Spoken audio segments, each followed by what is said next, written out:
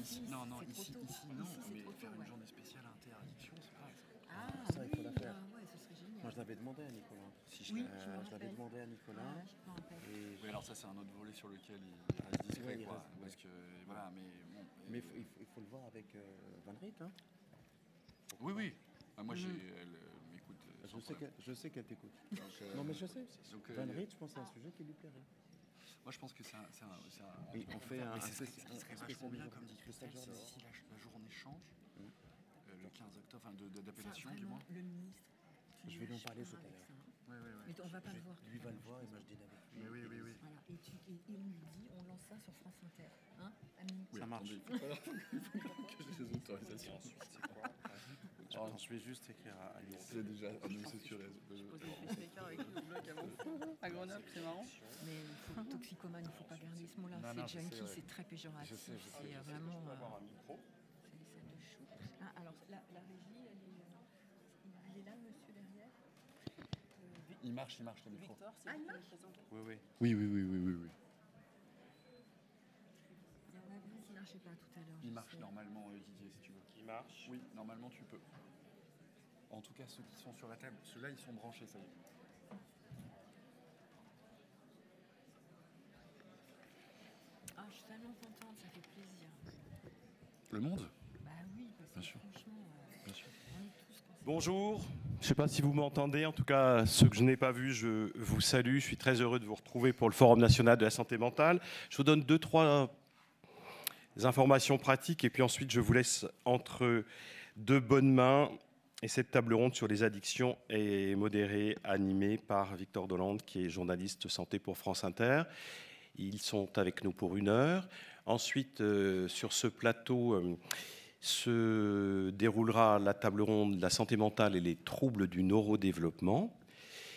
L'heure qui suivra est une heure de consultation citoyenne, c'est-à-dire que vous pourrez poser toutes vos questions et vous pourrez vous rendre sur le site www.psychodon.org pour, sur les 10 priorités de la santé mentale, réagir à 2 questions. Quelles sont vos attentes? Quelles sont vos propositions? Je vous signale que d'ici quelques instants, vous serez en live sur Facebook, vous serez aussi en live sur YouTube, ça s'appelle du streaming, vous le savez bien. Ensuite, cette séance donnera lieu à du montage et à des découpages de pastilles au fil de l'année pour diffuser l'information que vous aurez reçue ici. Je vous précise que les consultations citoyennes sur la santé mentale qui ont lieu depuis quelques semaines, qui passent par ici, se poursuivront dans les territoires. Nous irons à travers les 13 régions de France recueillir les propositions et les attentes des citoyens dans la plupart des hôpitaux psychiatriques du pays. Le livre blanc de la santé mentale sera déposé et remis au Parlement en janvier 2026, ainsi qu'au président de la République, aux différents présidentiables, aux élus, aux mécènes et à la société civile.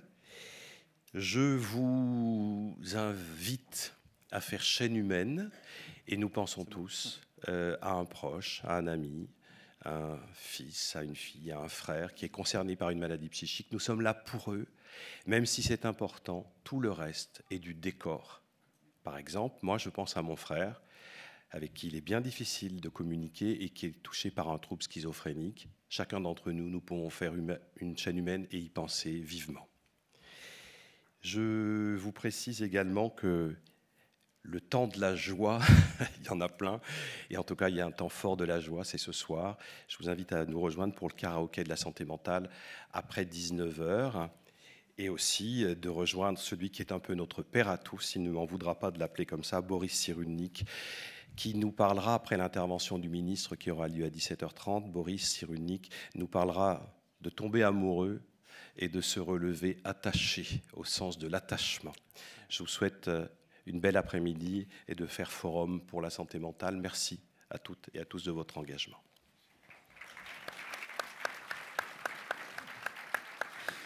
Merci beaucoup Didier. Bienvenue à cette table ronde donc consacrée aux addictions. Les addictions sont liées à des substances comme l'alcool ou les drogues, on va en parler, le cannabis bien sûr, la cocaïne, les gaz hilarants. ou à des comportements tels que les paris sportifs, les réseaux sociaux ou encore la pornographie. Ces addictions touchent un nombre toujours plus important de personnes dans notre société. Les addictions ont un impact profond non seulement sur ceux qui en souffrent, mais aussi sur leur entourage. Pendant 1 heure, nous allons explorer les mécanismes sous-jacents de ces comportements, les facteurs de risque, la place des lobbying aussi, les moyens de prévention et de traitement. On verra également comment mieux déstigmatiser ces addictions, c'est très important. Et sans plus tarder, je vous présente les intervenants qui sont à mes côtés. Il y a d'abord le professeur de psychiatrie et d'addictologie à l'hôpital Paul Brousse de Villejuif et également président de la Fédération française d'addictologie, Amine Benyamina. Bonjour Amine. Bonjour Victor. À ma droite, Christelle Cross, vous êtes déléguée générale d'Addicted. Bonjour. Bonjour. Caroline Tartamella, vous êtes cadre de santé supérieure au pôle santé mentale à l'hôpital Simone Veil, ici à Cannes. Bonjour. Bonjour. Et enfin, Véronique Brand, infirmière psychothérapeute au centre de thérapie des troubles de l'humeur et émotionnel borderline du CHU de Montpellier. Bonjour à vous. Bonjour. Et pour débuter, je donne la parole au coordinateur scientifique de cette table ronde, Amine Benyamina. Je signale au passage que vous signez un ouvrage de référence qui vient de sortir aux éditions Marabout, un ouvrage intitulé « Addiction, manuel de premier secours ». Amine, c'est difficile de faire un état des lieux des addictions en France aujourd'hui, mais c'est votre première mission. Merci Victor. D'abord, avant tout, je voudrais remercier Didier Méran pour son invitation et pour l'énergie qu'il met à rassembler d'abord les intéressés, les usagers, leurs familles, puis, entre guillemets, les professionnels et l'environnement autour de la maladie mentale. C'est quelque chose d'extrêmement important, précieux, et il porte ça avec brio, énergie, dynamisme, et il a une capacité à nous mobiliser, un peu de manière militaire, et ça a ses qualités. Mais c'est tant mieux, il est parti, vous ne lui direz pas. Merci beaucoup. Merci, vraiment merci Didier, merci de nous permettre de venir, et puis c'est une occasion pour rencontrer des amis qu'on ne voit pas. Deuxième remerciement à ce garçon qui est à ma droite, qui est Victor Dolande, dont vous connaissez la voix tous les matins à France Inter. C'est lui qui fait tous les sujets santé. Il est remarquable. Et je connais beaucoup de journalistes et il a accepté, franchement, très spontanément, de venir avec nous. Et c'est pas simple parce qu'il est très pris. Il a une famille. Il est parisien comme moi. Et moi, j'étais très content qu'il accepte. Je me suis dit, je commence par lui, c'est le meilleur, et puis je vais voir les autres. Hein. Il a tout de suite dit, OK, bah, je vais me fâcher avec le reste pendant une promotion, c'est pas une bonne idée. Mais vraiment, je voulais lui dire merci beaucoup Victor d'être avec nous, parce que contrairement à certains, pas tous, il connaît son sujet. Voilà, c'est précieux. On peut l'applaudir.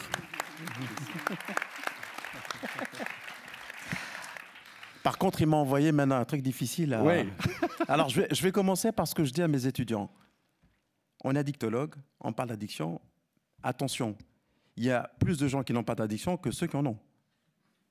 Ça paraît simple, mais c'est d'abord ça. Donc, pour devenir dépendant, addict, parce que c'est quand même une maladie, hein, c'est pas un vice, il faut en vouloir. Il faut en vouloir. Hein. Il faut vraiment tirer le mauvais ticket d'une certaine manière, parce que pour devenir addict, et non pas dépendant, non, je veux dire passionné, abuseur, parce que c'est important le spectre. Parce que parfois on confond entre je suis addict au chocolat, addict au sucre, je fais beaucoup de sport, je me sens addict, ou alors je travaille beaucoup, je suis addict. C'est pas pareil. Parce que dès qu'on parle d'addiction, on parle de maladie. Quand on parle de maladie, on parle de souffrance. Et quand on parle de souffrance, la sienne et son entourage. Et là, on se rend compte que ça diminue. Ça diminue, mais quand ça diminue, ça devient très compliqué.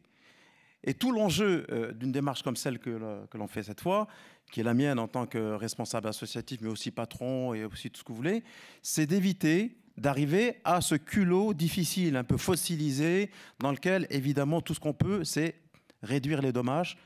Alors l'idée, c'est quand même d'intervenir en amont. Et c'est tout ça l'enjeu d'une messe comme celle-là, c'est-à-dire alerter pour éviter que des comportements, des politiques, un environnement, une absence d'information amène nous autres Français et par ailleurs tous ceux qui vivent dans la cité à devenir finalement addicts. Parce qu'une fois qu'on est addict, j'ai envie de dire, c'est compliqué, mais on peut y arriver.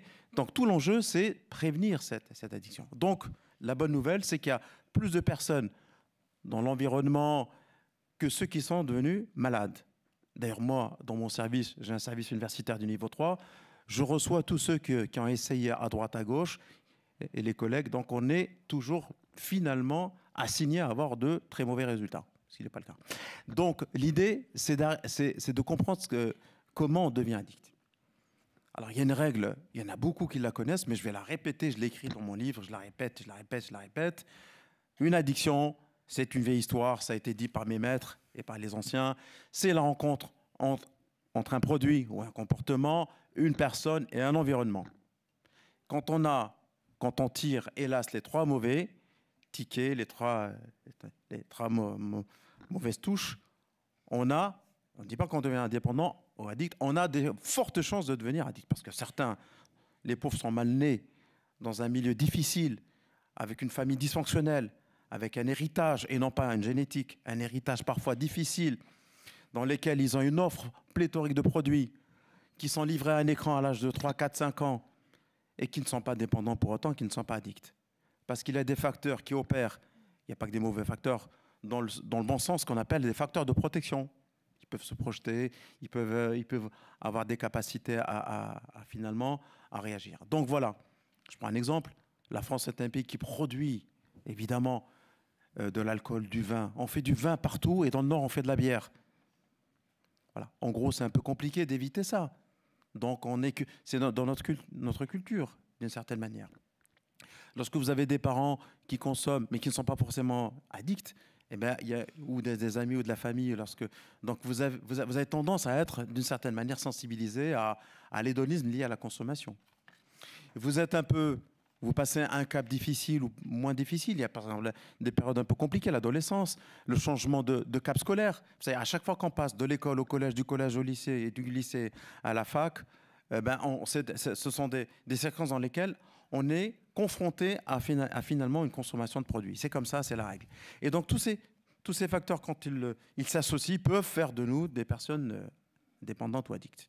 On m'a toujours posé la question, on a le sentiment que les jeunes de maintenant, ou la société de maintenant, fabrique plus de dépendants ou d'addicts. Ça, c'est une question rituelle. Et moi, je réponds toujours non. Chaque période de l'histoire de l'humanité a produit les personnes qui ont vécu dans cette période avec les comportements et les produits qu'ils ont consommés. Et globalement, je prends un exemple, on boit moins d'alcool. Hein. On fait 11 litres d'alcool pur par habitant et par an en France, alors qu'il y a 50 ans, c'était 40 litres.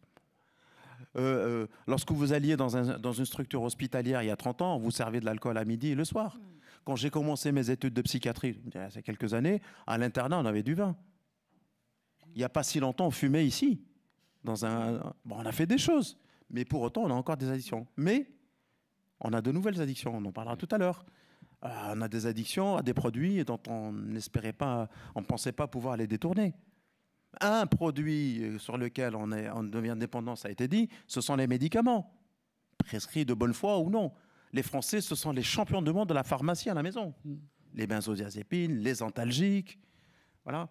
La prégabaline, vous savez, voilà, des choses comme ça, qui sont détournées de fait. On a des dépendances avec la plus grande des naïvetés. Moi, j'ai une file active de ce qu'on appelle la ménagère de 50 ans, c'est pas moi qui le dis, c'est les statisticiens démographes. J'ai eu mal au dos, je me suis fait une luxation de l'épaule, je commençais à avoir un peu de rhumatisme, mon généraliste m'a prescrit du tramadol. Et puis j'ai repris du tramadol. Il me faisait du bien. Et puis je ne me suis pas rendu compte qu'il me faisait aussi du bien dans la tête. Évidemment, dans le tramadol, il y a un peu de Prozac, pour faire court. Il est un peu antidépresseur. Vous voyez comment, tranquillement, il n'y a pas, finalement, de typologie précise des personnes addictes. Et pourquoi je vous dis ça? C'est pour faire ma chute et redonner la parole à Victor. C'est parce que tout le monde peut devenir addict. C'est pas le junkie de réservoir drogue en train de se shooter devant les gamins. Tout le monde, on est tous là en capacité, ce qu'on appelle le spectre. Et d'ailleurs, les classifications internationales des maladies l'ont compris. Il n'y a pas, c'est pas la peine. La stigmatisation, c'est un véhicule politique, c'est pas la réalité sociale. Tout le monde autour de soi a des gens dépendants. Tout le monde. Il n'y a pas de génie, il n'y a pas du gène du dépendant, de l'alcoolique, du toxicomane. Vous voyez, il n'y a pas comme on disait à l'époque, le criminel né de Lombroso. C'est pas ça. Donc, c'est quelque chose qui est dans notre société, qui est chez nous. Et donc, l'une des plus grandes choses sur lesquelles on peut avancer ensemble, c'est la déstigmatisation. Et d'ailleurs, les Français qu'on a sondés, ça sera dit tout à l'heure, puisqu'ils ont compris. Évidemment, comme toujours, les Français sont plus en avance que les politiques. On le redira tout à l'heure à Yannick Neuder. Si je ne suis pas là, parce que j'ai un avion, dites-lui. Merci. Voilà, merci Victor. Merci beaucoup à vous, Amine Beniamina. J'aimerais passer J'aimerais passer la parole tout de suite à Christelle Creus. Pour les gens qui ne connaissent pas Addicted, est-ce que vous pourriez justement nous présenter, s'il vous plaît, ce portail qui regorge vraiment d'informations pratiques? Oui, tout à fait. Alors nous, on existe depuis 10 ans. Ce portail, il est en libre accès. Il s'appelle donc Addicted. Et l'idée, c'était de mutualiser sur un même portail toutes les solutions qui existent aujourd'hui en France pour trouver de l'aide. Pourquoi ? Parce que en addiction, on a 80% des patients qui ne sont pas pris en charge. Alors, c'est énorme déjà comme chiffre, c'est ce qu'on appelle le treatment gap. Pourquoi ? Parce que c'est une maladie honteuse, disons-le, elle est stigmatisante, il y a un mécanisme de défense qui s'appelle le déni, donc tout ça participe au retard des soins. Et donc, ce portail voulait que les personnes, que ce soit les personnes concernées, les personnes qui s'interrogent, parce que certains s'interrogent aussi sur leur consommation, et les proches, puissent trouver de l'aide. Parce que souvent, quand on a une personne addicte autour de nous, on est complètement démunis. Parce qu'avec ce mécanisme de défense, elle ne voit pas la maladie. Mais non, moi, tout va bien, je gère. Enfin, il n'y a pas de problème. Mais les proches voient bien qu'il y a un problème. Donc, ils ont besoin de ressources. Et donc, sur ce portail, vous allez trouver des tests d'auto-évaluation, on en parlera tout à l'heure. Vous allez trouver un annuaire pour géolocaliser un addictologue proche de votre domicile, un tabacologue aussi, des associations, des groupes de parole, des forums, des lignes d'écoute. Et puis, on a nous-mêmes créé un forum qui est animé par des patients experts addiction, c'est-à-dire des personnes qui ont connu la maladie, qui sont rétablies aujourd'hui. On ne guérit pas de l'addiction, c'est une maladie chronique, mais ils sont rétablis et ils se sont formés pour accompagner les autres. Donc, sur le forum, c'est complètement anonyme. Vous créez un compte, vous envoyez un message. Il y a plusieurs espaces de conversation par addiction. Il y a un espace dédié aux proches. Et le patient expert reçoit une notification sur son téléphone portable. Si c'est un message de détresse, il va répondre dans l'heure parce qu'il sait très bien ce que c'est. Sinon, dans les 24 heures, il répondra. Et vous allez retrouver sur ce portail aussi, par addiction, toutes les informations à connaître pour s'en sortir, pour mieux la comprendre. Quelles sont les complications ? Quelles sont les représentations qu'on en a, comme disait le professeur Amine Benyamina à l'instant sur l'alcool. Les lignes d'écoute dédiées, trouver de l'aide. Voilà. Merci beaucoup d'être aussi concret. Est-ce que vous pourriez justement nous donner encore un autre exemple d'auto-évaluation ? Si on prend par exemple le cannabis, comment ça marche sur Addicted ? Alors, c'est très facile.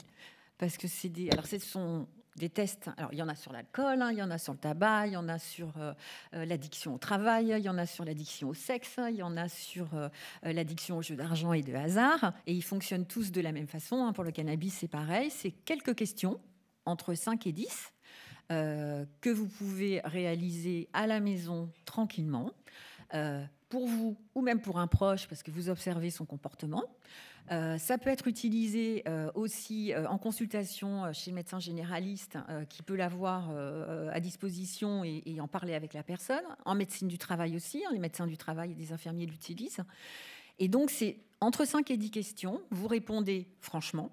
Il faut vraiment, si vous voulez avoir un résultat correct, il faut être honnête avec vous-même. Donc, vous répondez franchement et à l'issue des réponses aux questions, on vous dit si votre usage est maîtrisé. Là, il n'y a pas de problème.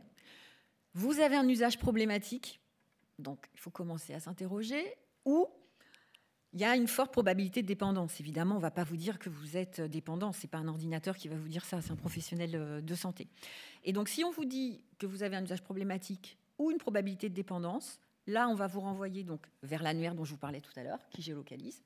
Et puis, il y a toutes les lignes d'écoute, les associations, tous les relais qui peuvent vous aider pour trouver des solutions. Et allez consulter ce site, il est vraiment très très bien fait, Addicted. J'aimerais maintenant qu'on prenne un cas d'école, d'école locale, ici à Cannes avec vous, Caroline Tartamella. Vous travaillez à l'hôpital Simone Veil, pas très loin d'ici. Et en préparant cette table ronde, vous me disiez, ici à Cannes, c'est 300 jours de festivités par an. Le problème, c'est que le revers de la palme, pour reprendre la formule d'Amine Benyamina, c'est que les addictions se sont multipliées ces dernières années pendant ces festivités.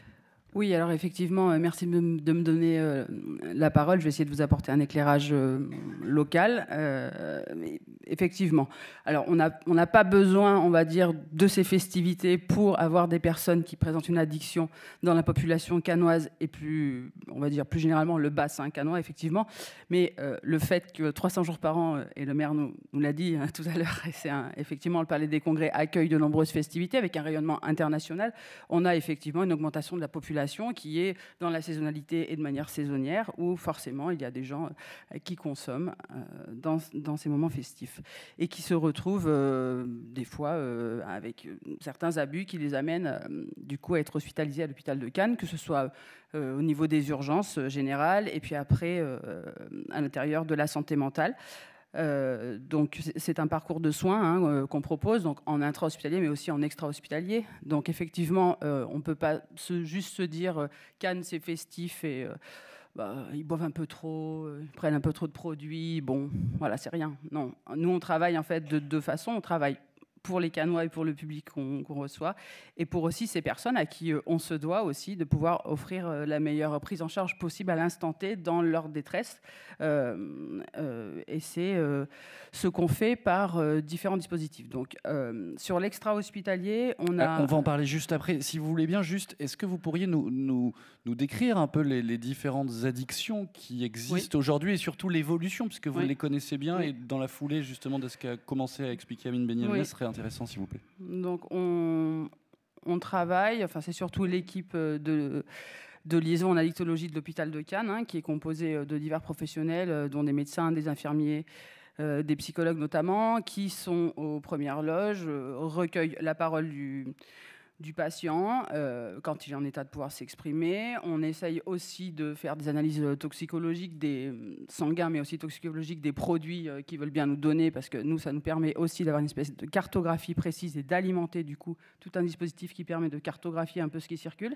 C'est comme ça qu'on a pu trouver aussi des molécules nouvelles, des molécules aussi détournées, avec des usages détournés, comme par exemple le GBL, voilà, qui est un produit qui est vendu plutôt à Noroto et qui n'a rien à voir avec la fête, on va dire, et qui, malheureusement, par son mésusage, procure, du coup, quand c'est ingéré, bu, ça se transforme en GHB, et du coup, la personne est sous une emprise d'une drogue très, très forte. Gaz hilarant aussi. Gaz hilarant, avec, disons que il y a quand même un service de propreté à Cannes qui est quand même au top, donc ça se voit pas trop, mais nous on sait qu'il y a beaucoup de bonbonnes et de ballons, tout ce qu'on peut trouver lié du coup à l'usage du protoxyde, enfin plutôt mes usages du protoxyde d'azote, qui fait que oui, on reçoit des personnes de plus en plus jeunes qui surtout dans le profil se présentent aux urgences pour des malaises ou une incapacité à marcher, qui ont été retrouvées complètement paralysées par terre, ou avec des brûlures sur, par exemple, la face interne des cuisses.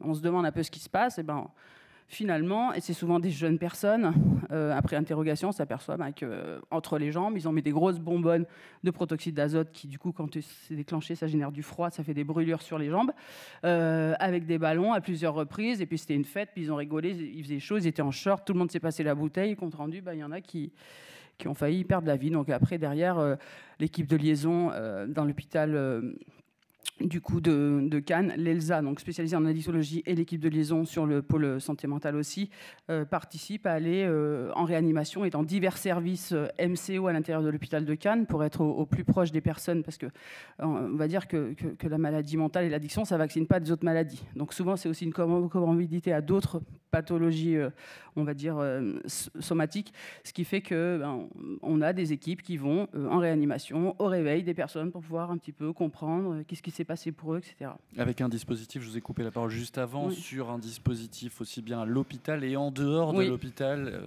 très intéressant. Donc, en dehors de l'hôpital, on a un centre de soins et d'accompagnement et de prévention aux addictions qui s'appelle un XAPA communément, qui est au plus proche des consommateurs, donc qui n'est pas dans l'hôpital, qui est en plein centre-ville, qui est anonyme, et c'est une consultation anonyme et gratuite, qui n'est pas, on ne donne pas sa carte vitale, on ne donne pas son nom, on n'est pas rémunéré à l'acte, etc. C'est vraiment une démarche de santé publique. Au sein de cet endroit, on est accueillis. On a aussi une consultation spécifique et un petit peu, on va dire, coupe-fil pour les personnes jeunes, hein, parce qu'on essaye du coup de développer, ça s'appelle Prévad, une consultation pour les jeunes consommateurs, parce qu'on sait aussi que les jeunes, c'est à ce moment-là, on va dire, de la vie où ça peut basculer vite, parce que forcément la tentation, elle est aussi grande, et qu'il y a un marché hein, quand même conséquent ici aussi. On est dans une zone frontalière, hein, quand même dans le 06, où c'est quand même une zone, on va pas se cacher, où il y a quand même du trafic, et où ça brasse pas mal. Voilà. Donc on a ce dispositif-là, on a aussi un centre de méthadone qui permet de prendre en charge et de délivrer des traitements de substitution aux opiacés. Alors je cite ça s'appelle un centre de méthadone, mais on y délivre aussi d'autres produits. On travaille aussi sur la réduction des risques. Hein. C'est-à-dire que dans ces endroits-là, outre le fait de pouvoir être pris en charge et d'être soigné, parfois, quand on enclenche une démarche, il y a aussi des personnes qui continuent à consommer, mais qui viennent parler et du coup prendre tous les systèmes qui permettent de réduire les risques, donc dans le langage courant, c'est-à-dire des seringues propres pour les gens qui s'injectent, des filtres pour mettre sur les pipes à crack pour moins inhaler de fumée, des préservatifs bien sûr, et comme on est une ville internationale, ça se fait dans toutes les langues. Enfin, on a des affichages dans toutes les langues, et vraiment aussi des langues qui n'ont pas notre alphabet, donc pour pouvoir essayer de toucher le plus de personnes possible. Merci beaucoup Caroline Tartamena, et vous l'avez justement un peu esquissé parce que vous parliez de troubles psychiatriques et aussi de cette intrication. Si on organise cette table ronde justement sur la santé mentale et les addictions, c'est parce qu'elles sont extrêmement liées, Amine Benyamina. Ah oui, carrément. Absolument. Je pense que c'est un des éléments sur lesquels il y a probablement, non pas des préjugés, mais connaissances. Alors, les addictions et les maladies mentales ou psychiatriques sont plutôt la règle qu'une exception. C'est une phrase que j'ai l'habitude de dire et qu'on lit, et que les comorbidités sont fréquentes.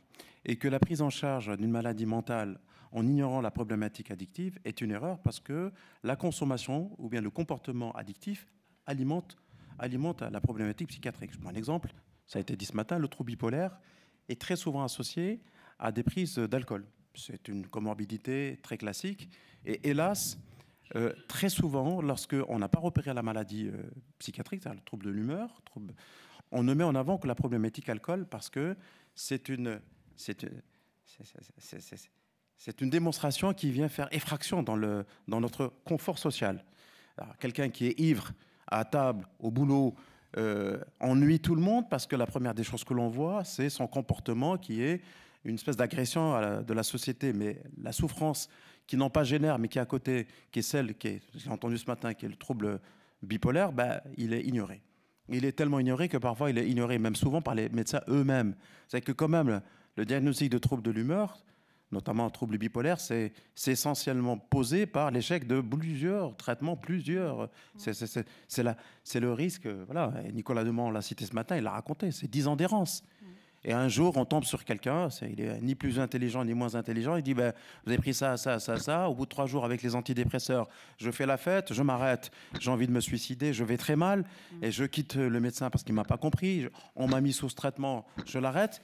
Ce qu'on appelle la biographie orageuse. Tac, tac, tac, tac. Vous voyez, j'ai divorcé, j'ai perdu mon boulot, mais comme je suis convaincant, je retrouve tout de suite du boulot, parce que quelqu'un qui est un peu hypomane, il entraîne. C'est terrible, parce qu'il y a aussi des aspects positifs dans cette maladie, parce qu'on se refait dans la douleur. Et donc tout ça est écrasé par quoi? Par la drogue, par l'alcool, par la cocaïne, par la 3-MMC. On ne voit que ça. La société n'interpelle que ce qui la dérange. Ce qui la dérange, ce n'est pas le trouble de l'humeur. Il finira par disparaître, hélas. Il prend un produit qui nous gêne. Il fait du bruit, voilà, il vient pas bosser, il est sale. Et le drame, c'est qu'on ne prend pas en charge les deux pathologies en même temps. Et c'est ça le gros enjeu. C'est pour ça qu'on est là. C'est pour ça que cette table ronde, elle est là, qu'on l'a organisée. Parce qu'on est dans la santé mentale. La comorbidité, il faut prendre en charge tous les deux. Comme je suis un bavard, je prends un exemple et je m'arrête. Vous l'avez ici. Petit coup de pub, Victor. Ça mange pas de pain. Ça mange pas de pain, c'est jamais. J'étais jeune addictologue, mais je suis psychiatre. Personne n'est parfait. J'avais commencé ma consultation, j'avais monté ma première consultation en 2000. Et j'étais à l'époque dans ma consultation à l'hôpital Paul Brousse. Et dans mon service, il y avait les spécialistes de la psychiatrie un peu noble. Le spécialiste de la schizophrénie, le trouble bipolaire, tout ça. Voilà. Moi, je m'occupais des alcooliques qui devaient être greffés au centre hépatobiliaire à Paul Brousse. Puis un jour, je vois un patient qui m'a un peu accroché, qui allait voir ma consoeur, grande spécialiste du trouble bipolaire, qui faisait les grands congrès. Moi, je me tapais Paris, en métro. Puis je discute avec lui parce que, puis je voyais qu'il était ivre, il n'était pas très bien. Et je vais vers lui, mais vraiment, c'est une vraie histoire. Je dis, vous avez rendez-vous avec moi? Il dit, non, j'ai rendez-vous avec Christine, machin. Ah bon, j'ai envie de dire, tu t'es trompé de guichet, hein? Bon, il va la voir. Bon, et puis je me suis dit, bon sang de bonsoir, il y a un truc qui va pas. Il est parti, à la fin, je vais voir Christine quelque chose. Je dis, mais ton patient, tu le traites pourquoi? Je dis, c'est un grand bipolaire, j'ai mis du lithium, de la dépakol, des antidépresseurs. Il est infernal, il bouge pas. Je dis, il bouge pas parce qu'il boit. Ouais. Et Christine me dit, il boit. Ouais. Il dit, lui, tout ce que tu lui donnes. C'est tout. Voilà, il métabolise différemment. Tu veux pas qu'on fasse des choses ensemble? Et c'est comme ça qu'on a ouvert la première consultation de comorbidité, ce qu'on appelle de pathologie duel. Je suis pas le seul à l'avoir fait. Mais bon, comme j'attendais le client, je me suis dit pourquoi pas. On a commencé à travailler ensemble et ce patient va très bien. Et ce patient n'était pas n'importe qui. Ce patient était major de promo à l'INRA. C'était un type qui était remarquable et comme il était brillant, il était à un doigt de se faire greffer du foie et qui revenait et qui faisait des choses, il arrivait à s'accrocher. Alors imaginez quelqu'un qui est moins brillant et qui n'a de capacité de résilience que la bouteille, alors qu'il a le trouble bipolaire qui est en train d'actionner et de détruire son existence. J'ai répondu, Victor? Oui, merci beaucoup. Autre prise en charge très intéressante également. Véronique Brandt, j'aimerais que vous puissiez nous en parler dans votre service au CHU de Montpellier. Est-ce que vous pourriez justement nous expliquer le principe des thérapies cognitives et comportementales de troisième vague, s'il vous plaît? Avec plaisir. Je suis contente d'être ici parce que du coup, on n'est pas un service d'addictologie justement au sens strict du terme. Et ça fait vraiment écho à ce qui vient d'être dit à l'instant. Parce qu'on a... Malgré le fait qu'on soit donc un service spécialisé dans les troubles de l'humeur émotionnelle, du fait qu'on fasse de la psychothérapie, de très bons résultats au niveau des comportements addictifs, en tout cas de la diminution chez nos patients. Et donc, je voulais vous montrer un petit peu par quel biais ça fonctionne et en profiter pour parler des TCC de troisième vague. En effet, le docteur Ducasse, qui était là d'ailleurs ce matin, et moi-même nous sommes rencontrés il y a 15 ans. Et il y a 15 ans, c'était vraiment l'émergence des TCC de troisième vague. Alors, ce qu'on appelle TCC, c'est psychothérapie cognitive et comportementale. Et la première vague des TCC avait pour intention d'aider les patients à se sentir mieux en luttant contre les comportements qui étaient néfastes pour leur vie, donc notamment tous les comportements dont on vient de parler. Et donc, on les accompagnait à arrêter tout ce qu'ils ne voulaient plus finalement avoir comme comportement. Et la deuxième vague avait la même intention, mais au niveau des pensées, plus cognitives, qui était si je ne veux plus me sentir mal, il faut que j'enlève mes pensées douloureuses. Or, je crois qu'on a tous expérimenté dans notre vie que ce n'est pas parce qu'on décide d'arrêter de fumer ou de manger du sucre ou qu'on décide de ne plus avoir peur de l'avion qu'on y arrive. C'est un peu plus complexe que ça. Et d'ailleurs, même, ça fait l'effet inverse souvent. Quand on décide de moins en manger, c'est là qu'on a encore plus envie d'en manger. Et donc, la thérapie ACT, qui est une des thérapies vraiment pionnières, on va dire, et tête de file des TCC de troisième vague, arrivait avec cette idée absolument révolutionnaire qui était que le souci, c'est qu'habituellement, on pense qu'il est possible de vivre une vie sans avoir des émotions désagréables. Et du coup, le problème, tout ce qui crée notre souffrance, c'est tout ce qu'on met en place à chaque instant pour échapper à tout ce qui est inconfortable ou émotionnellement désagréable. Et là, on comprend la place des addictions dans ce qu'on appelle donc les stratégies d'évitement expérientiel. Et la thérapie ACT arrivait donc avec l'idée de, plutôt que de lutter contre toutes ces choses qui nous dérangent, on va apprendre à les accueillir et du coup, à laisser de la place à ça. Ça fait partie intégrante de la vie humaine ordinaire. Et plutôt que de mettre de l'énergie dans la lutte, on va mettre l'énergie dans le fait de s'engager en direction d'une vie pleine de sens. Et c'est là qu'en fait est arrivée notre deuxième grande chance avec le docteur Ducasse, c'est qu'on travaillait dans un service qui accueillait des patients en crise suicidaire. Et c'est là qu'on se dit, pourtant, s'arrêter comme ça sur une chaise et commencer à observer un à un, depuis notre représentation de nous-mêmes, le jeu habituel, celui auquel on s'identifie, voilà tous mes échecs de ma vie, voilà tout ce que j'ai pas réussi à faire et combien je me sens seule et toutes les émotions qui vont avec, en faire toute la liste et ensuite se dire, bon ok, je vais accepter tout ça. Vous voyez que ça ressemblerait plus à de la maltraitance qu'à autre chose. Et c'est là qu'on s'est intéressé plus particulièrement à quelle est la partie de nous qui doit accueillir ces expériences douloureuses ou ces pensées douloureuses. Et bien, cette partie, c'est ce qu'on appelle l'esprit ou le pouvoir conscient. Et c'est donc là qu'on s'est intéressé. Mais c'est quoi, au fait, l'esprit? C'est quoi le pouvoir conscient? Ce n'est pas le cerveau. Le cerveau, c'est un organe. Et donc, ça s'abîme, ça vieillit. On en a parlé ce matin, d'ailleurs, dans cette salle. Alors que l'esprit, c'est plutôt tout ce qui s'apparente au pouvoir de perception lui-même. Et donc, on a appris à nos patients progressivement, plutôt que d'aller regarder tout ce qui n'allait pas dans leur vie depuis leur jeu habituel, de comprendre que là où il y a jeu, il y a un esprit. Si je dis jeu, c'est que j'ai un esprit, c'est que je suis possesseur d'un pouvoir conscient. Et ce pouvoir conscient, comme il n'est pas matériel, ce n'est pas un organe, c'est un pouvoir de perception, mais en fait, il ne peut pas être abîmé par les expériences qu'il fait instant après instant. Et c'est donc depuis moi identifié aux caractéristiques de l'esprit immatériel, donc inaltérable, incassable. Deuxièmement, par nature paisible.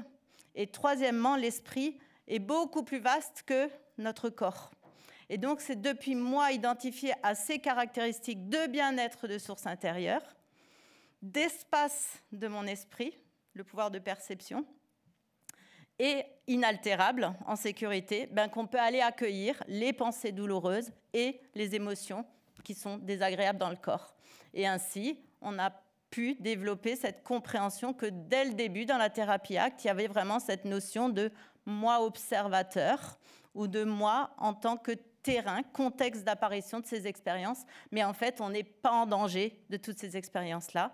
Et petit à petit, nos patients ont appris à, depuis moi identifié aux caractéristiques de l'esprit, accueillir ces expériences sans avoir besoin de prendre quelques produits que ce soit pour échapper au vide, à toute émotion désagréable, etc. Et encore il y a 2 semaines, je finissais un programme de thérapie de 6 mois où j'ai eu plusieurs personnes dans le groupe qui disaient, c'est un groupe d'une quinzaine de personnes, mais qu'elles n'avaient plus du tout recours à des comportements auto-agressifs, alors qu'avant, plusieurs fois par jour, elle y avait recours. Une autre qui disait qu'elle ne prenait plus aucun toxique non plus, alors qu'elle passait pas 1 heure quasiment éveillée sans prise de toxique. Et juste pour terminer, je voudrais dire, c'est pas que c'est une méthode magique, parce qu'il faut réellement aller méditer depuis la bonne base. Sinon, on comprend des choses intellectuellement, mais ça ne change rien à notre relation à tous ces événements désagréables. Ça demande donc de méditer régulièrement, quotidiennement, de la bonne manière. Et donc là, j'aimerais conclure par une phrase du coup d'une personne qui est père aidante de notre service. Comme on vous disait, on a 38 patients père aidants qui aident vraiment les nouveaux patients instant après instant grâce à des groupes d'entraide. Et elle disait, c'est la première fois que j'ai réussi à arrêter durablement ma prise de toxiques, puisque c'était il y a 4 ans. Et en plus, sans que ce soit une lutte quotidienne, mais juste parce que maintenant, toutes ces expériences ne m'effraient plus. Voilà, donc je voulais vous participer à cette table pour montrer ça. Merci. Merci infiniment Véronique Brand pour ces explications. 2 autres questions très importantes des addictions sur la prise en charge, l'information. Je voudrais d'abord qu'on commence par l'information avec vous, Christelle Cross. Est-ce que le grand public est suffisamment informé sur les addictions? Vous avez des chiffres justement sur cette information auprès du grand public avec une étude que vous avez conduite avec l'Institut Harris Interactive. Exactement, oui. Pendant 10 ans, on s'est dit qu'il fallait qu'on fasse le point un petit peu, voir comment les Français percevaient l'addiction en général. Il y a beaucoup d'études qui sortent sur un produit en particulier ou sur des populations en particulier, les jeunes, les femmes, l'alcool, etc. Mais il n'y a pas d'études de référence sur les Français et les addictions. Et on a couplé avec aussi la vision des professionnels de santé. Et effectivement, les Français se disent plutôt bien informés. 60%, c'est un chiffre qui est plutôt bon. Mais à l'intérieur de ces 60% qui se disent bien informés, il n'y en a que 10% qui se disent très bien informés. Donc il y a quand même encore beaucoup de travail à faire, et notamment en termes de prévention. Ce qui était très intéressant dans cette étude, c'est que vraiment, Ça y est, on en est tous convaincus. À 75%, l'addiction est une maladie. Voilà, ce n'est pas une tare, ce n'est pas un vice, ce n'est pas un acte de délinquance. Pour les Français, quel que soit le produit, c'est une maladie. Et c'est une maladie qui est en pleine expansion. Et c'est une maladie dont on souffre énormément, que ce soit la personne concernée ou les proches. Donc les Français sont en attente de la part des pouvoirs publics de grandes campagnes de prévention pour avoir des usages de produits ou de comportements qui soient éclairés. Mais ça passe que par ces campagnes d'information. Je me tourne aussi vers vous, Caroline Tartamella. L'information comme une meilleure prévention, quel serait le meilleur moyen de la faire passer, de la diffuser auprès du grand public ? En tout cas, sur l'expérimentation qu'on peut en faire, ici à Cannes, on arrive, en partenariat avec la ville, parce que vous l'aurez compris, le Conseil local de santé mentale est vraiment une unité qui est très dynamique ici à Cannes, dont on fait partie.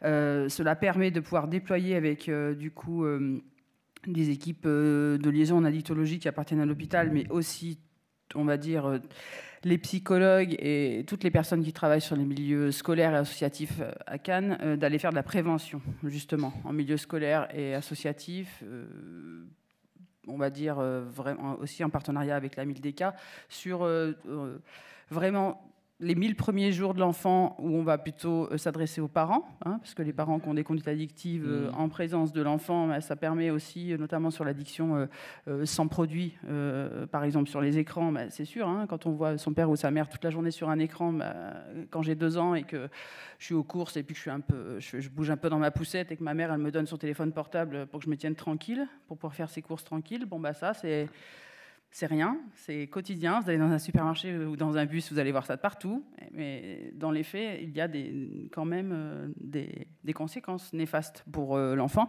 Donc c'est de pouvoir du coup travailler au niveau du maillage territorial du plus petit jusqu'au plus âgé, j'ai envie de dire, et aller, encore une fois, au plus proche, se déplacer, être vraiment dans l'aller vers. C'est pas juste en prenant des affiches ou en disant, voilà, tu t'es vu quand t'as bu, que ça suffit. Aujourd'hui, on sait que ça ne suffit plus, qu'il faut vraiment que nous soyons, nous, les personnes dont c'est le métier, ambassadeurs de cette lutte pour pouvoir, du coup, exposer, expliquer les dangers qui, à première vue, ne se voient pas. Parce qu'on a tous ici...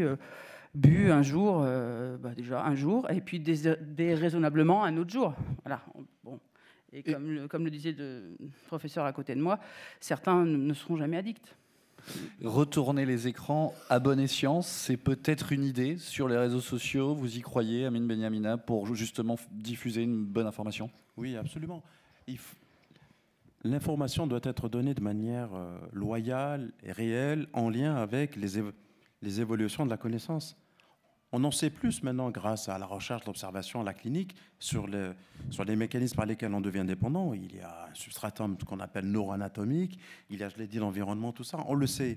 Simplement, les Français ne sont pas conscients de ça, bien qu'ils aient instinctivement conscience qu'il faut dénormaliser la consommation des drogues. Boire de l'alcool à tous les événements, ce n'est pas normal. Je suis désolé, je peux paraître un peu provocateur, mais c'est la réalité. Ce n'est pas normal. La consommation de 2 verres par jour, tous les jours, c'est la limite, mais avec ça, on peut faire aussi une cirrhose du foie, tout simplement. Il faut faire une campagne d'information là où se trouve le client. Les jeunes sont sur les écrans, dans les réseaux sociaux, il faut aller les chercher là où ils sont. C'est la raison pour laquelle les influenceurs sont là-bas. C'est comme ça. Il faut que l'État se déringardise. C'est le cas. La dernière fois, j'ai interrogé sur une campagne sur il me semble le tabac, oui c'est ça, en micro-trottoir, mais les jeunes étaient ils nous rient au nez sur cette campagne qu'on a mise en place. C'est ridicule, je veux dire, c'est une campagne de vieux, dont je suis, pour des vieux, dont je suis. C'est pas comme ça que ça marche. Et si on doit faire une campagne pour les vieux, on fera une campagne pour les vieux. S'il faut une campagne pour les jeunes. Un élément important aussi, parce que lorsque j'interpelle à ma manière les pouvoirs publics, les agences, tout ça, ils disent, mais on fait des campagnes. C'est vrai, on fait des campagnes. Simplement, ce sont des campagnes ciblées qui ne veulent pas chatouiller les lobbies. Ce n'est pas des campagnes généralistes. Vous savez qu'il y a un truc, il y a une philosophie qui sous-tend finalement toute cette façon de faire, pour ne pas faire, c'est qu'il ne faut pas emmerder les Français. Il faut respecter les Français. La liberté individuelle. La loi ne rentre pas dans les maisons. C'est faux. Lorsque vous êtes malade, addict, vous avez une maladie de la liberté. Le produit, le comportement vous ôte toute liberté de vous abstenir. Et c'est au pouvoir public, c'est à l'État de venir en aide aux citoyens. C'est la responsabilité de l'État. Merci Amine, et surtout vous m'offrez une transition parfaite sur la place des lobbying en France, et prenons un cas très concret, celui de l'alcool. Il y a chaque année maintenant depuis 5 ans, voilà, depuis 5 ans, le Dry January et le défi de janvier, parce que Christelle Cross tient beaucoup à ce qu'on... Il n'y a pas que moi, c'est tout le collectif. Voilà, on l'appelle aussi en bon français, qu'on le francise. Amine Benhamina, qu'est-ce qui se passe avec ce lobby de l'alcool? Comment ça se fait que le lobby de l'alcool soit plus puissant que le gouvernement lui-même et que le Dry January, le défi de janvier, qui ne soit pas soutenu par les pouvoirs publics, et ce depuis 5 ans? Vous voulez que je raconte l'histoire? Ouais. Allons-y. Il y a 5 ans, la Santé publique France, c'est l'agence qui s'occupe des politiques de prévention, qui fait des campagnes, tout ça surtout, a provisionné un budget pour lancer ce qu'on appelle le Dry January à l'époque, parce que les Britanniques l'avaient fait avant nous, et puis on a été une petite poignée d'addictologues à pouvoir essayer de les sensibiliser sur cette notion de ne pas boire de l'alcool, ou d'éviter d'en boire, ou de faire un effort pendant le mois de janvier, après les excès liés au fait. Les excès liés aux fêtes de fin d'année. 15 jours avant le déclenchement de cette campagne, pour laquelle on a été sollicité pour donner notre avis, le président de la République s'est baladé dans une région de France qu'on appelle la Champagne. Bon.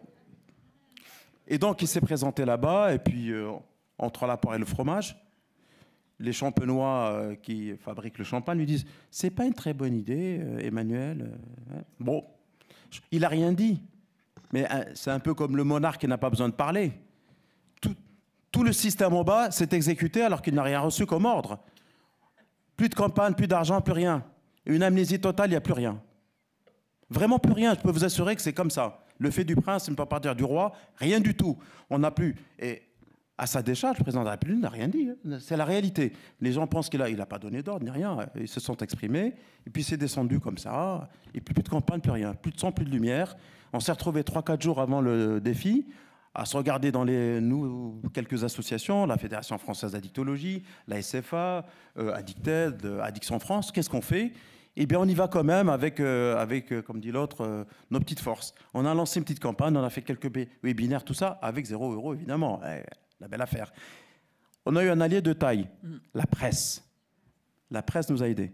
Vraiment, pas toutes, mais la presse a relayé de manière fantastique. Elle a fait une campagne de santé publique à la place des pouvoirs publics. Et depuis 5 ans, c'est comme ça que petit à petit, on a réussi à s'imposer.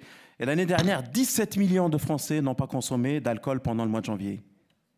Je peux vous assurer que ça, c'est une vraie révolution de santé publique sans les pouvoirs publics. Et nous, régulièrement, tous les ans, de manière un peu taquine et un peu perverse, on envoie la même lettre au ministre. Monsieur le ministre, est-ce que vous faites le défi de janvier? Est-ce que vous soutenez le défi de janvier? Alors certains disent, moi je le fais. À titre personnel. À titre personnel. Le dernier qui l'a dit, il a démissionné après, c'était Aurélien Rousseau. Exactement.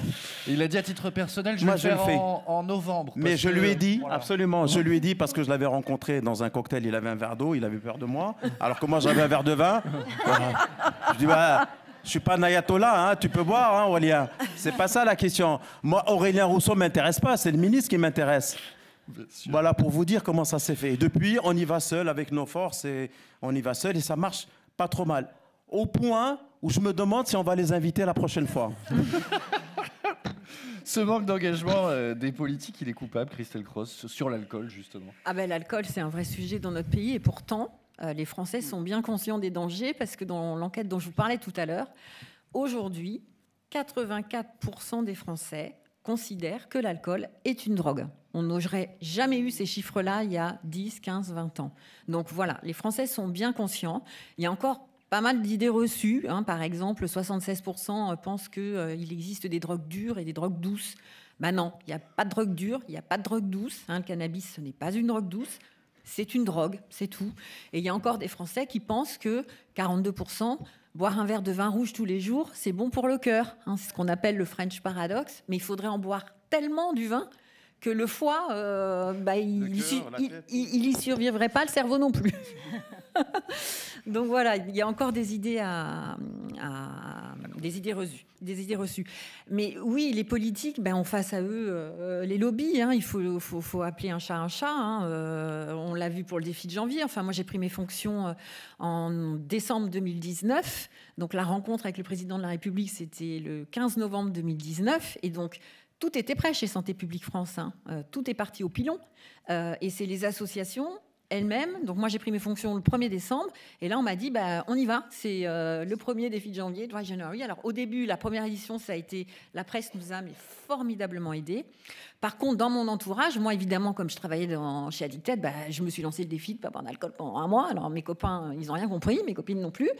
Ah bon, tu fais ça? Mais attends, c'est pas drôle. T'es pas drôle. Alors voilà, on reçoit là toutes les représentations qu'on peut avoir dans la société. Alors si on est une femme en âge de procréer, c'est t'es enceinte ou tu prends des médicaments, des antibiotiques. Et il y a même une personne à qui on a dit t'es un ancien alcoolique. Voilà, ce n'est pas normal de ne pas boire de l'alcool en France. Voilà, c'est en train d'évoluer grâce à cette campagne. Et cette campagne de prévention, pour rebondir sur vos propos, je ne sais plus votre prénom, Caroline, voilà. C'est que les campagnes de prévention au niveau national, elles fonctionnent quand on est acteur de la campagne. Et le défi de janvier, c'est ça. C'est-à-dire qu'on vous dit pas tu t'es vu quand tu as bu. On vous dit, allez, cap ou pas cap. Pendant un mois, tu bois pas d'alcool. Si tu n'y arrives pas tout le mois, c'est pas grave, mais observe-toi, regarde ce qui se passe. Et donc, on en est à la 5e édition. En 2025, ce sera la 6e.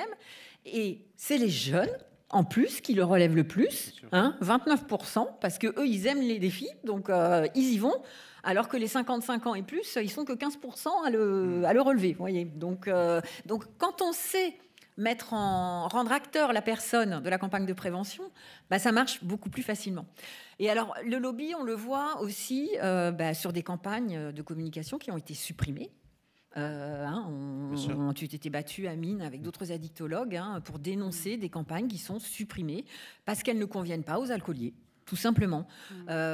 Santé publique France avait sorti une très belle campagne, je ne sais pas si vous vous en souvenez, je pense que c'était pour les vœux 2023 ou 2024, à ta santé. Et en concluant, vous ne trouvez pas que c'est absurde de se souhaiter une bonne santé avec un verre d'alcool? Parce que l'éthanol est mauvais pour la santé, on le regrette. C'est un vrai plaisir de boire de l'alcool, c'est vrai. Mais la molécule qui est là, le corps humain, il n'est pas fait pour la recevoir. Eh bien, les pouvoirs publics, je pense que le président directement a reçu une lettre en disant mais c'est quoi cette campagne, on n'en veut plus. Donc elle a disparu, on n'en veut plus. On veut bien communiquer sur les risques sur la route, on veut bien communiquer sur la femme enceinte, on veut bien communiquer à destination des jeunes. En petit, la femme enceinte. En petit, voilà.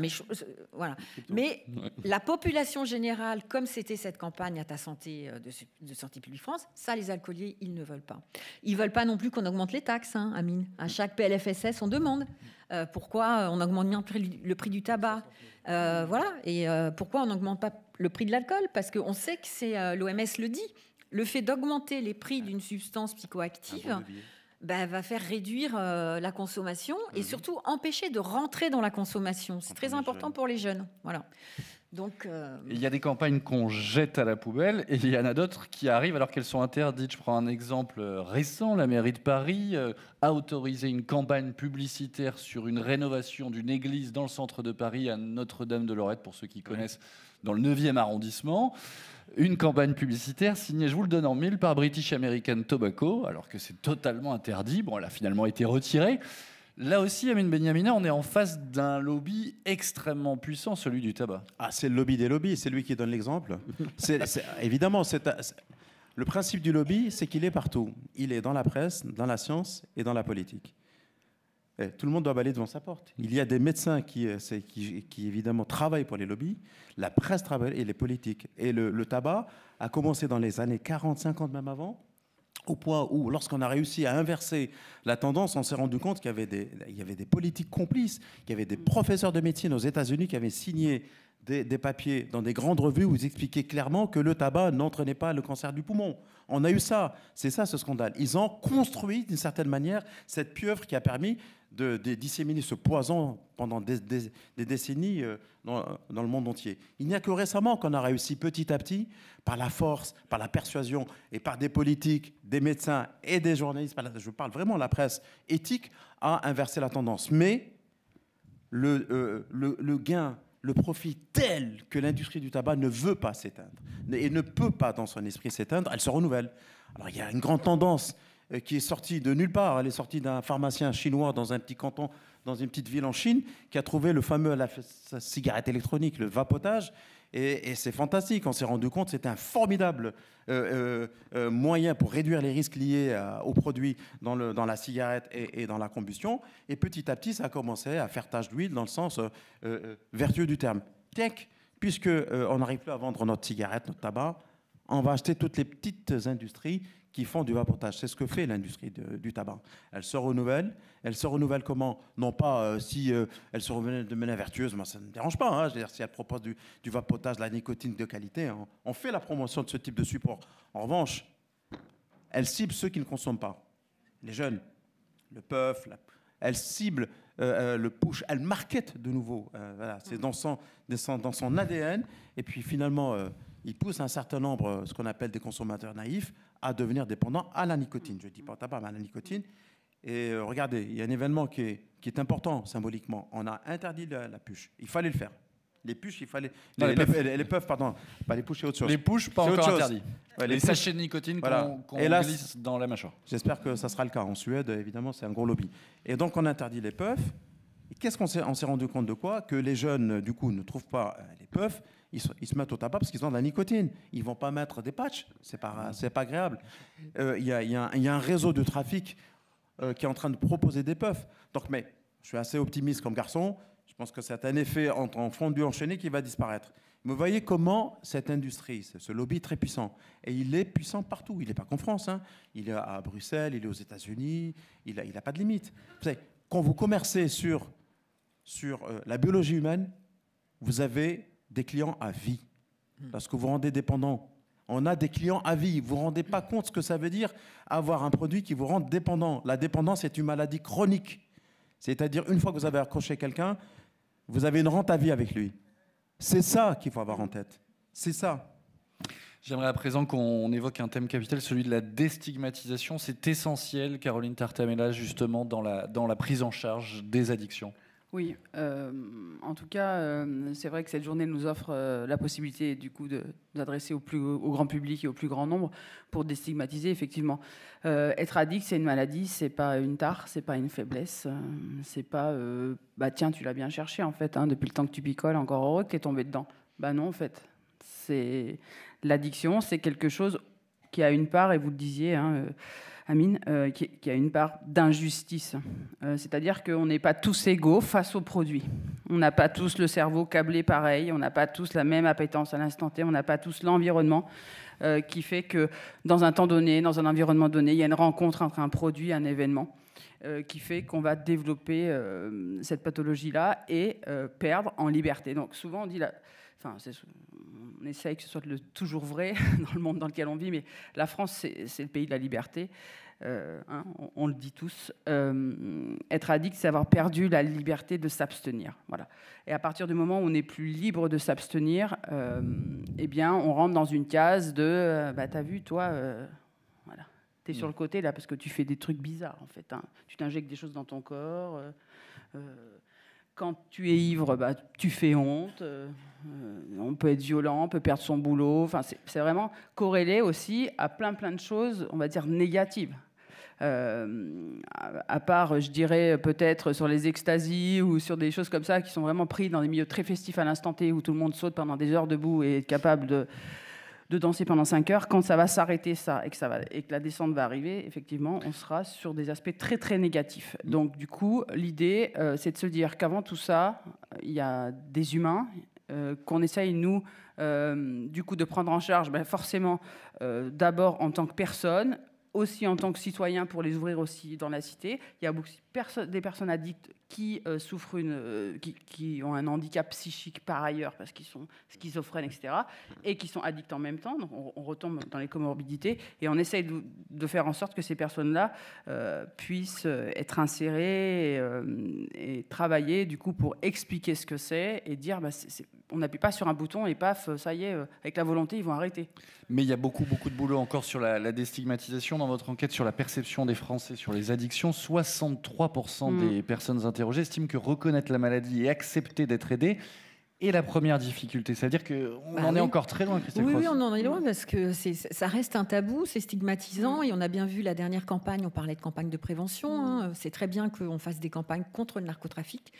Ça, effectivement, il faut que ça disparaisse, mais pas en pointant du doigt les consommateurs. Enfin, parmi les consommateurs, vous avez des personnes qui sont malades, elles ne le font pas exprès. Enfin, voilà. On met des amendes à des personnes qui fument du cannabis aujourd'hui. Non, c'est pas la solution. On est le pays le plus répressif d'Europe et on est le pays où on consomme le plus de cannabis. Donc on voit bien que ça marche pas de fonctionner comme ça. Donc oui, la stigmatisation, on a encore du chemin devant nous mais ce genre de journée, il participe. Le fait que ce soit une grande cause nationale, la santé mentale. Et moi, je remercie vraiment Didier de nous avoir invités parce que dans la grande cause nationale, il n'y avait pas les addictions, Amine. Parce que nous, on n'est pas une maladie mentale, l'addiction. Et merci beaucoup pour cette transition. Je vais donner la parole une dernière fois à Amine Benyamina, justement sur ce thème de cette culpabilisation des consommateurs. C'est dans l'air du temps, on le voit bien avec les politiques publiques. Notre ministre de l'Intérieur, pour ne pas le citer, c'est totalement contre-productif pour vous, Amine Benyamina. Alors, il est dans son rôle, je dois le dire. Bon, ça, c'est pour le présenter. Il est ministre de la Sécurité et de l'Intérieur, évidemment. Il se soucie de nous. C'est normal. En revanche, mettre dans le même sac à la fois les consommateurs, les trafiquants, les malades, les expérimentateurs, finalement les touristes du dimanche ou bien finalement les ex-68 arts un peu écervelés comme il a tendance à l'exprimer, c'est une erreur. Et puis une politique qui se veut être une politique efficace en matière de drogue doit marcher sur ces deux jambes, je l'ai dit, la prévention, le soin, la répression et la sécurité. Et là, quand même, j'ai le sentiment qu'on a eu affaire à un discours qui était un discours uniciste, avec une campagne volontairement utilitaire dans le mauvais sens, qui d'ailleurs a fait pchit. On a vu 2 fois, 2, 3, je sais pas. Voilà. Donc, honnêtement, dans les coulisses, les gens regardaient avec des gros yeux. C'est pas comme ça qu'on arrive à faire une vraie politique de gestion finalement. La question de la drogue, c'est un peu ça. Et pour tout vous dire, lorsque vous avez les forces de l'ordre et la police ou les ministres qui descendent dans les points de deal, souvent dans le sud, on a vu beaucoup, Nice, Marseille, alors qu'ils sont partout. Dans nos campagnes, il y en a partout. Quand vous avez un point de deal physique qui apparaît, qui est là, qui est démantelé, vous avez 1000 points de deal qui sont dans le digital. Actuellement, le plus gros réseau de distribution ne se trouve pas dans un quartier, ni dans le 9-3, ni derrière les bars de HLM. Sur WhatsApp. C'est sur WhatsApp, sur Snapchat, et vous êtes livrés. La Covid a permis aux trafiquants et au trafic international de s'organiser. Voilà, vous étaient livrés, donc c'est clair. Et ils le savent. Donc c'est de l'affichage, vous le savez, il faut le dire. Bon, ils affichent ce qu'ils affichent, ou s'ils ne veulent pas, on n'est pas dupes. Mais on veut avancer, moi, il n'y a aucun problème. Moi, j'ai écrit, on a fait des tribunes pour dire ça a sa place, ça ne doit pas prendre toute la place. Et c'est pour ça que le ministre qui vient tout à l'heure parler, il va vous raconter, je pense qu'il a quelques idées en matière de campagne. On verra ce qu'il va donner, ce que ça va donner, mais c'est extrêmement important. La culpabilisation n'a jamais perché. Personne ne se sent concerné. Qui va se dire, oui, c'est moi, c'est de moi dont il parle, le ministre Retailleau. Qui va dire ça? Mais personne. Il parle du voisin. Il parle de mon voisin à côté, de mon neveu, de mon copain, sûrement pas de moi. Moi, je tire mon petit cannabis à Montreuil le soir, mais j'emmerde personne. Mais personne ne se sent concerné. Et c'est pour ça que ça n'a aucun intérêt. Merci beaucoup pour ces informations très claires. Merci à tous les 4. Je rappelle le nom de nos intervenants, Amine Benyamina, Caroline Tartamella, Véronique Brand et Christelle Cross. Merci à tous les 4. J'espère que vous aurez pu avoir quelques informations très claires sur les addictions. Merci beaucoup à vous. C'est-à-dire qu'on Et alors se questionne. Il y a donc une autre table ronde qui va commencer dans 1 minute et dans 1 heure. Les 4 intervenants qui sont ici présents pourront répondre à vos questions sur cette thématique des addictions, bien évidemment reliées à la santé mentale. Merci.